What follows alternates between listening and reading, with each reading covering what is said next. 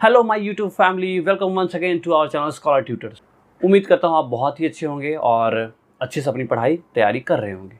Okay, तो आज का जो टॉपिक है बच्चों वो है डायमेंशनल फार्मूला। आप सभी को पता होगा ये चैप्टर नंबर 2 का है, जो कि क्लास 11th की बुक का है। तो चैप्टर नंबर 2 के अंदर हम आज समझने वाले हैं दैट इज कि डायमेंशनल फार्मूला आखिर क्या होता है।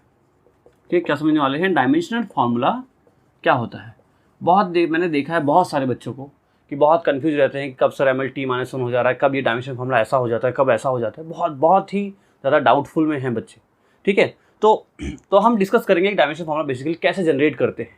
ठीक है, बाकी पूरा क्या होता है डायमेंशन फार्मूला, क्या क्या कैसे जनरेट होता है, कब ML-1 होने वाला है, कब ML-2 होने वाला है। तो बहुत ही जल्दी में, बहुत एक क्विक वीडियो है ये, जल्दी हम क्या लगभग 10 से 12 मिनट में कंप्लीट कर लेंगे। और आप लास्ट देखना ताकि आपको कंप्लीट समझ में आ जाए कि डायमेंशन फार्मूला कैसे जनरेट होता है। तो देखो बच्चों, ये डायमेंशनल फार्मूला को समझने के लिए ना हमें पहले समझना होगा कि जो बेसिक यूनिट्स है, यानी कि जो हम 2 टाइप यूनिट्स पढ़े थे, कौन सा, एक होता है फंडामेंटल यूनिट्स और दूसरा होता है डिराइव्ड यूनिट्स। तो फंडामेंटल यूनिट्स का क्या डायमेंशनल फार्मूला होता है, तो ये हमें पहले जानना होगा। तो उसके जानने के लिए पहले आ जाते हैं यहाँ पे। देखो, सबसे पहला फंडामेंटल यूनिट होता है जो कि मास का जो डायमेंशनल फार्मूला यूज करते हैं हम वो करते हैं कैपिटल M। फिर आता है हमारे पास लेंथ के लिए जो हम डायमेंशनल फार्मूला यूज करते हैं वो होता है हमारा कैपिटल L। फिर आता है हमारे पास टाइम के लिए जो हम डायमेंशन फार्मूला यूज करते हैं वो होता है कैपिटल T। तो बेसिकली सबसे ज़्यादा यूज होने वाले यही है। फिर जो चौथा यूज होता है जो ज़्यादातर, वो क्या होता है करंट। कौन सा करंट? इलेक्ट्रिक करंट आप बोल सकते हो। कौन सा करंट? Electric current. और इसके लिए हम यूज करते हैं क्या? कैपिटल A, बराबर। फिर उसके बाद नेक्स्ट आता है हमारा टेम्परेचर के लिए हम यूज करते हैं कैपिटल K। ठीक है, और भी होते हैं, जैसे देखो ये 4 कितने हो गए, 5 हो गए। 2 और होते हैं, आपको पता ही होगा शायद। एक तो होता है ल्यूमिनस इंटेंसिटी, ठीक है, ल्यूमिनस NOUS, ल्यूमिनस इंटेंसिटी, और इसके लिए हम यूज़ करते हैं CD। और एक हमारा होता है अमाउंट ऑफ सब्सटेंस, इसको लिए हम यूज़ करते हैं मोल। ठीक है, MOL इसका वो होता है और डायमेंशन फार्मूला ऐसा। तो बेसिकली ये चीज़ें हम यूज़ करेंगे, तो ये आपको ये याद हो जाना चाहिए। अगर ये याद है तो आपने डायमेंशन फार्मूला स्टार्टअप कर दिया है, समझ लो। फिर काफ़ी कुछ आपको सीखने को मिल जाएगा। और बेसिकली जो सबसे ज़्यादा यूज होने वाले हैं वो ये 4 हैं। कौन से 4? मास के लिए M, लेंथ के लिए L, टाइम के लिए T, एंड इलेक्ट्रिक करंट के लिए क्या यूज करना है आपको? A यूज करना है। ठीक है, इतना नोट कर लो फटाफट। फिर आज हम स्पेशली ये जो सेशन है, इस सेशन के अंदर मैं 25 बहुत इंपॉर्टेंट डायमेंशन फार्मूला डिस्कस करने वाला हूँ, जो कि आपके हर एग्जाम में, चाहे 11th की बात करो, चाहे 12th की बात करो, चाहे इवन कंपटीशन की बात करो। कंपटीशन में भी यहीं से उठ के आते हैं क्वेश्चन, कहीं ऐसे हवा में से क्वेश्चन नहीं आते। तो इन्हीं कंसेप्ट से, इन्हीं बेसिक चीज़ों का यूज़ करके आप वहाँ पे भी सीख पाओगे। तो चलिए जल्दी करो, जल्दी नोट करो, फिर हम उस 25 को डिस्कस जल्दी करें। ओके, तो जैसा आप देख सकते हो स्क्रीन पे मैंने लगभग 11 लिख दिए हैं। हमें 25 मेन इंपॉर्टेंट 25 करने वाले हैं। कितने? 25 IMP हम करने वाले हैं यहाँ पे आज डिस्कस। तो 25 के अंदर हमने 11 लिख दिया। देखो 11 कौन से हैं? Area, volume, density, speed, acceleration, momentum, force, work, energy, power and pressure. आप स्टेप बाय स्टेप एक को समझते चलो बच्चों, बिल्कुल कंसेप्ट क्लियर हो जाएगा। डायमेंशन एनालिसिस, ये जो डायमेंशन फार्मूला है उसमें बिल्कुल तकलीफ नहीं आएगी। ठीक है, तो चलो देखो, सबसे पहले एरिया का फार्मूला क्या होता है? किसी चीज़ का एरिया, बेसिकली हम यहाँ पे रेक्टेंगल समझ के चलते हैं, मान लो। तो रेक्टेंगल का फार्मूला कितना होता है? Length into breadth. सबको पता है, लेंथ इंटू ब्रेथ। अच्छा, अब मुझे बताओ लेंथ को किस में मेजर करोगे? लंबाई अगर होगी तो आप कैसे मेजर करोगे? भाई लेंथ को भी लेंथ में मेजर करेंगे। तो लेंथ के लिए मेजर करने के लिए क्या होगा? डायमेंशन फार्मूला अभी मैंने लिखा था, याद करो, जो सातों बताया था मैंने। तो कितना होता है? L होता है। और इसके लिए भी कितना होता है? L होता है। तो यहाँ पे फाइनल क्या बना? L पावर 1 दोनों पावर मिलके क्या बन गया? L2 बन गया। तो इसको हम इस तरह से रिप्रेजेंट करते हैं, M0 L2 T0। ये रिप्रेजेंट करने का तरीका है। बाकी मतलब तो इसका देखो यही है। मतलब तो क्या है? ये भी L की पावर 2 ही है। 0 का मतलब कुछ नहीं। 0 का पावर x पावर 0 का क्या मतलब होता है? 1। तो ऐसे m पावर 0 का मतलब 1। तो 1 का मतलब कुछ नहीं, जब मल्टीप्लाई करोगे तो कुछ भी नहीं होता। तो यहाँ जस्ट क्या है? लेंथ इंटू ब्रेथ के लिए हमने क्या लिख लिया? L2 लिखा। बोलो क्लियर हुआ? देखो क्या हुआ? एरिया मतलब लेंथ इंटू ब्रेथ। एरिया को भी आप लेंथ में मेजर करोगे, और सॉरी लेंथ को भी आप लेंथ में मेजर करोगे, ब्रेथ को भी आप लेंथ में मेजर करोगे। इस वजह से फॉर्मूला बना। अच्छा, वॉल्यूम का फॉर्मूला क्या होता है? L into B into H. सबको पता है, L into B into H. L को किस में मेजर करोगे? लेंथ को लेंथ में मेजर करेंगे, ब्रेथ को भी लेंथ में मेजर करेंगे, और हाइट को भी। लंबाई है जिसकी, सबको स्केल से मेजर करोगे ना आप। भाई स्केल को कैसे मेजर करोगे? जैसे लंबाई, जैसे मैं यहाँ से 5 किलोमीटर दूर जा रहा हूँ तो लेंथ है। ये घर की हाइट इतनी है तो भी आप लेंथ में मेजर करोगे। इस घर की चौड़ाई इतनी है तो भी आप लेंथ में मेजर करोगे। तो बेसिकली L में हो गया। तो यहाँ पे देखो कितना हो गया? L3। तो कैसे लिखेंगे? M0 L3 T0। बोलो क्लियर है? अच्छा, डेंसिटी क्या होता है? फॉर्मूला देखो, आपको फॉर्मूला पता होना चाहिए। बगैर फॉर्मूले के आप डायमेंशन फॉर्मूला नहीं निकाल सकते हो। तो फॉर्मूला क्या होता है? मास अपॉन वॉल्यूम या मास पर यूनिट वॉल्यूम बोला जाता है। अच्छा, मास के लिए क्या डायमेंशन फॉर्मूला अभी हमने बताया, डिस्कस किया था, m होता है, बताया था अभी मैंने पीछे। मास के लिए डायमेंशन फॉर्मूला क्या यूज करते हैं, अभी सातों अगर आपने लिख लिया है तो आप देख सकते हो, पीछे जाके देखो मास के लिए कितना होता है, m होता है। अच्छा, वॉल्यूम के लिए अभी हमने यहाँ निकाला, देखो कितना होता है, L3 है, तो इसको कैसे लिखेंगे, m1, देखो L ये नीचे से ऊपर गया कितना हो -3 और t कुछ नहीं है तो t0, जो कुछ नहीं है वो 0 लिख लो, बाकी लिखना MLT के फॉर्म में ही है, ठीक है। ये तीन मेन बहुत मेन होते हैं, MLT, और वो चौथा मेन कौन सा है, एम्पियर, मैंने अब जैसा आपको बताया था अभी। अच्छा, फिर आता है वेलोसिटी। वेलोसिटी का फॉर्मूला क्या होता है, पढ़ाई होगा 10th में, स्पीड है वेलोसिटी एक ही चीज़ है, क्या होता है, डिस्टेंस अपॉन टाइम। याद है ये वाला फॉर्मूला, ऐसा कुछ फॉर्मूला पढ़ा था आपने, S = d/t, दिख रहा है सबको, S = d/t, distance upon time, तो यही फॉर्मूला है। तो क्या होगा, डिस्टेंस अपॉन टाइम। अच्छा, अब डिस्टेंस की बात करो तो बताओ डिस्टेंस कैसे मेजर करोगे, भाई मैं वहाँ तक गया, मैं उस जगह पे गया तो कितना डिस्टेंस है, तो कैसे बोलोगे, मैं 2 मीटर गया, 4 मीटर गया, 10 मीटर गया, किलोमीटर गया, तो आप लेंथ से मेजर करते हो ना, लेंथ से मेजर करते हो ना, तो डिस्टेंस कैसा होगा, लेंथ होता है हमेशा, क्या होता है, लेंथ होता है। टाइम कैसा है, t है, क्या लिखेंगे, LT-1। इसको अगर कंप्लीट लिखना हो तो कैसे लिखोगे, m0 L1 T-1। दिख रहा है ना, बहुत छोटा तो नहीं हो रहा, थोड़ी जगह कम है, बाकी दिखना चाहिए छोटा छोटा बराबर। यहाँ लिख देता हूँ मैं दोबारा, देखो m0 L1 T-1, m0 L1 T-1 लिख लोगे। देखो m तो कुछ नहीं है यहाँ से, इसलिए m0 हो गया, L1 है इसलिए 1 लिया, t ऊपर गया तो इसलिए -1 हुआ। बोलो यहाँ तक क्लियर है, सब समझ में आ रहा है, आसान लग रहा है। अच्छा, अब आता है एक्सेलरेशन। तो एक्सेलरेशन का फॉर्मूला पता है आपको, क्या होता है, वेलोसिटी अपॉन टाइम। सब पढ़ा होगा, नहीं पढ़ा होगा तब ये आएगा आगे नेक्स्ट चैप्टर, आपका जो 3rd चैप्टर है उसके अंदर कंप्लीट हमें इन्हीं सब चीज़ों के बारे में पढ़ना है। मोशन स्ट्रेट लाइन जब होगा ना तो वहाँ पे वेलोसिटी क्या है, एक्सेलरेशन क्या है, सब चीज़ें पढ़ेंगे। तो एक्सेलरेशन का फॉर्मूला क्या होता है, वेलोसिटी अपॉन टाइम, और वेलोसिटी का आपने देखा कितना होता है, डिस्टेंस अपॉन टाइम होता है।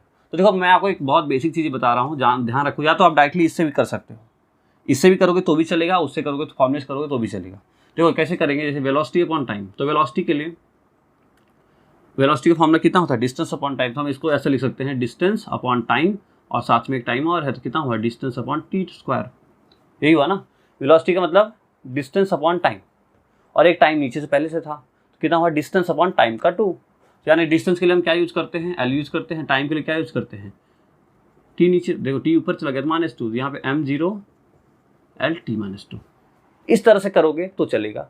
अगर आपको ये डायरेक्टली याद है तो भी कैसे कर सकते हो, देखो यहाँ मैं करके बता रहा हूँ, देखो ध्यान से, ये वेलोसिटी पता है हमें कि वेलोसिटी कितनी होती है, देखो m0 L1 T-1, ये वेलोसिटी होती है, और नीचे कितना है, टाइम है, तो ये ऊपर चला गया, कितना हुआ, देखो m0 L1 T-1, ये ऊपर आ गया -1, कितना हुआ, देखो m0 L1 T-2।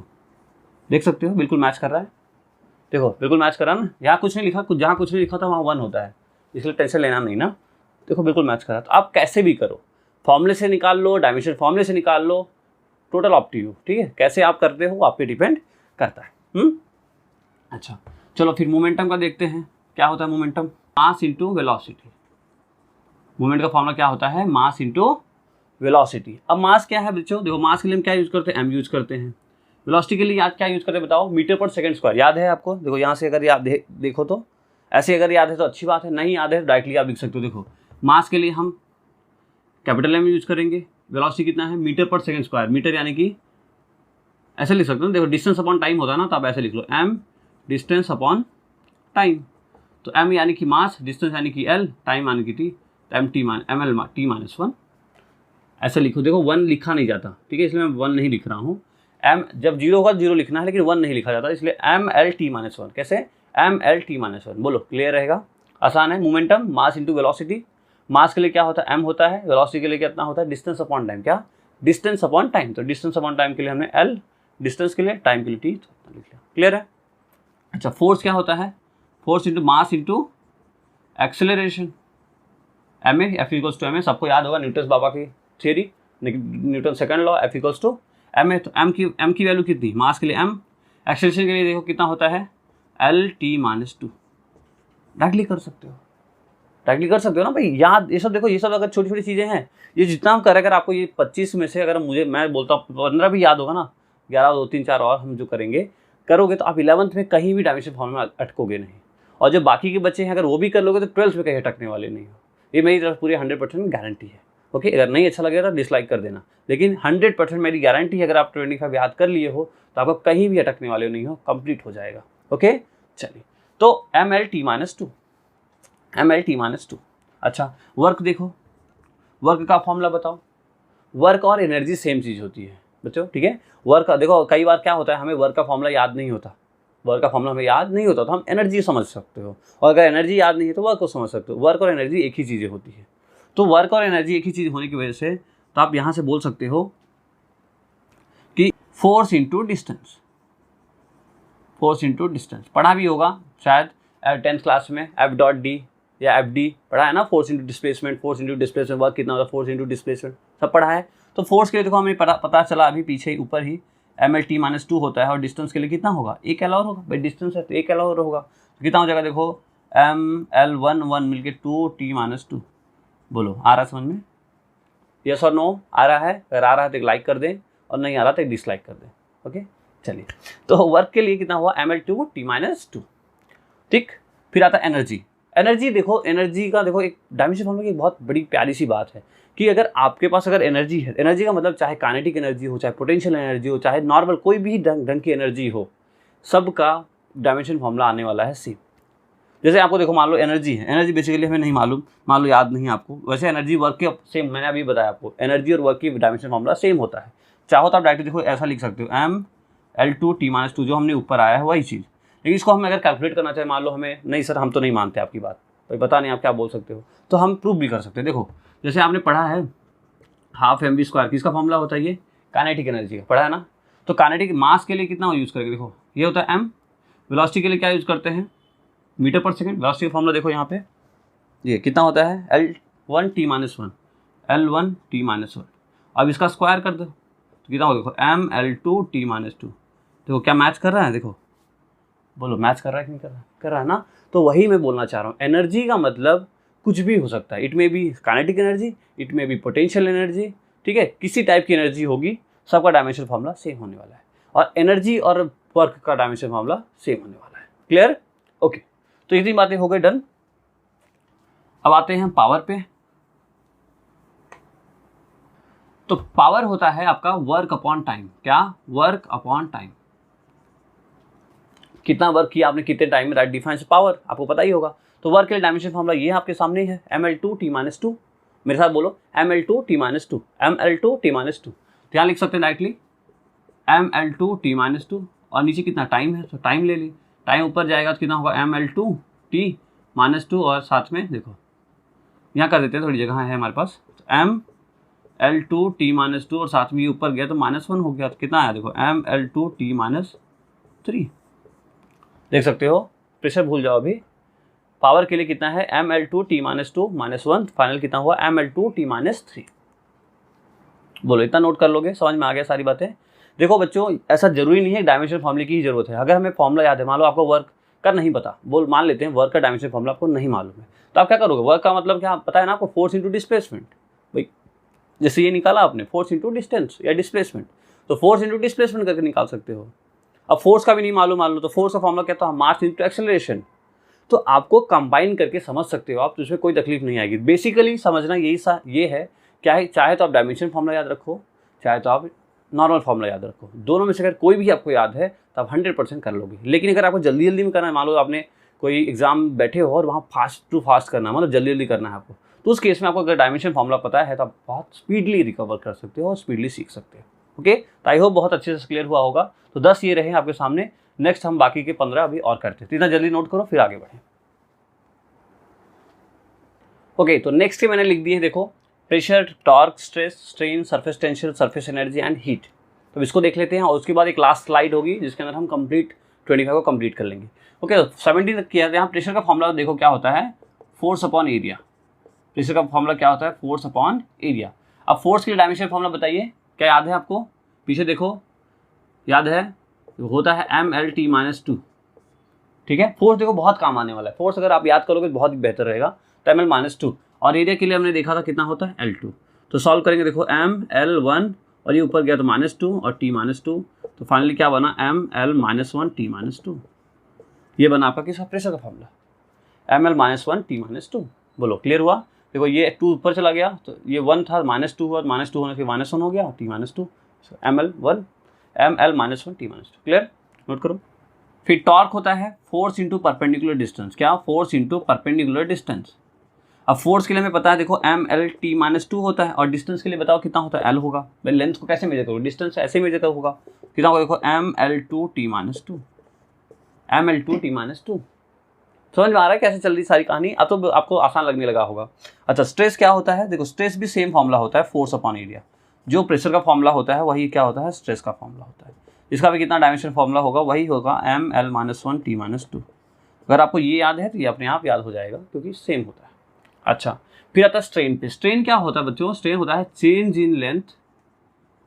In length upon original length.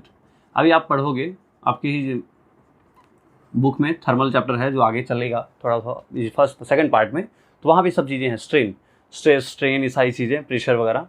तो चेंज इन लेंथ क्या होगा, देखो ये भी लेंथ में जब चेंज होगा तो कैसे डायमेंशन में चेंज होगा, यानी कि एल में चेंज होगा।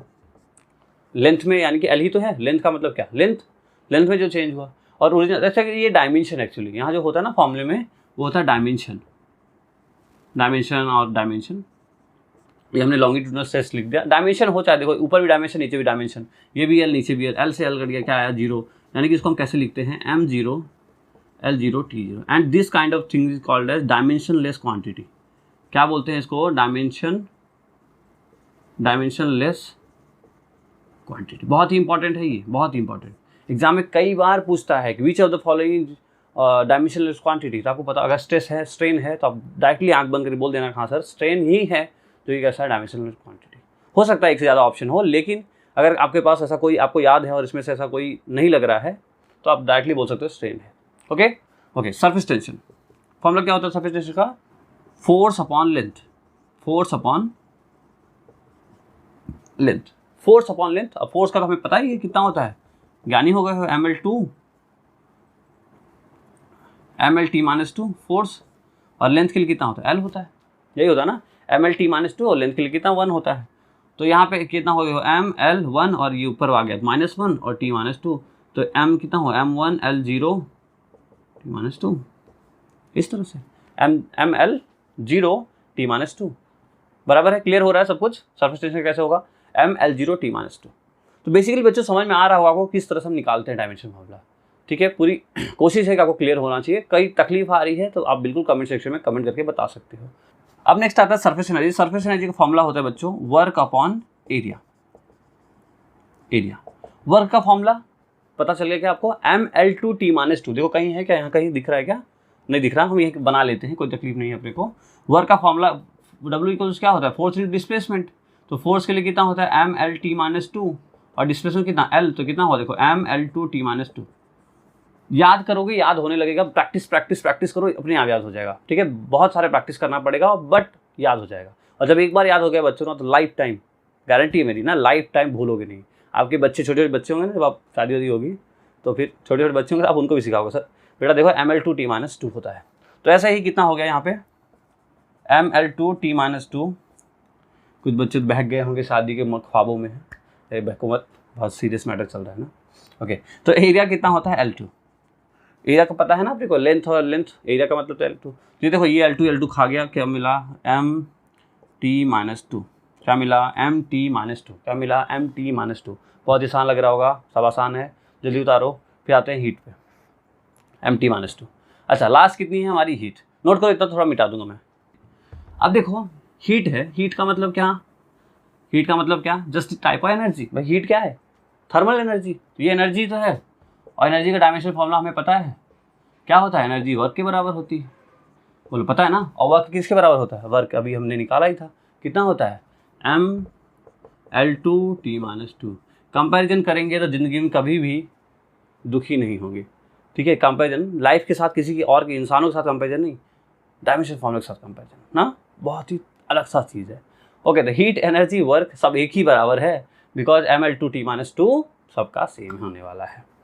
तो आई होप ये क्लियर हो गया। 17 कंप्लीट हुआ, बाकी के जो बचते हैं आपके कितने, 5 और 3 8 ही बचते हैं ना, टोटल 8 हम अभी डिस्कस करने वाले हैं, जो कि और भी ज़्यादा इंपॉर्टेंट है, क्योंकि आपने क्लास 12 में पढ़ना है।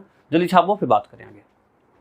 ओके बच्चों, देखो मोस्ट इंपॉर्टेंट अब आ गया है। देखो मोस्ट इंपॉर्टेंट सबसे बहुत ही इंपॉर्टेंट, बहुत बार एग्जाम में पूछा जाता है ग्रेविटेशनल कांस्टेंट का dimension formula, universal gas constant का dimension formula, electric charge, electric potential, resistance, conductance, capacitance, ये सब 12th का है, लेकिन ये दोनों 11th का है। और 11th का सबसे इंपॉर्टेंट टर्म्स ये दोनों हैं। तो यहाँ तक आपको अगर आप आए हो तो जरूर पढ़ के जाओ, समझ के जाओ। ओके देखो, एफ की वैल्यू हमें पता है, फॉर्मूला क्या होता है, Gm1m2/r², शायद पढ़ा भी हो आपने। और इसी जी को बोलते हैं ग्रेविटेशन कॉन्सेप्ट, इसी जी को बोलते हैं ग्रेविटेशन कॉन्सेप्ट। अगर इस जी की वैल्यू निकालनी है तो हमें क्या करना होगा, इसको इधर ले जाना होगा, तो Fr²/m1m2। देखो मैं करने को डायरेक्टली कर सकता था, लेकिन मैं चाहता हूँ आप समझो ये आया कैसे ना।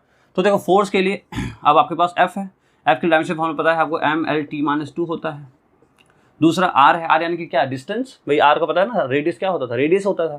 तो रेडियस के लिए क्या यूज़ करेंगे, लेंथ यूज़ करेंगे, तो L2 हो गया। नीचे कितना मास है, तो 2 मास है, यानी कि m होगा, m का स्क्वायर। तो देखो m L1 है, यहाँ 2 है, दोनों मिला के कितना हुआ, 2 + 1 3 हो गया, क्योंकि मल्टीप्लाई में क्या होता है, ऐड होता है। अच्छा ये ऊपर जाएगा तो क्या होगा बच्चे, अगर ये ऊपर जाएगा तो m-2 हो जाएगा। भाई ऊपर गया तो m-2 हो गया। अच्छा ये प्लस का 1, ये माइनस का 2, क्या हो जाएगा, दोनों मिलके, एक प्लस का 1, एक माइनस का 2, बताओ क्या होगा, -1 होगा, m-1 L3t-2।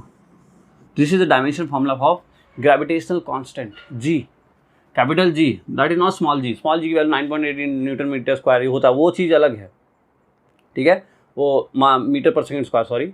तो जो हमारे पास एक्सेलरेशन होता है, एक्सेलरेशन की वजह से जो 9.8 आता है, उसकी बात अलग है।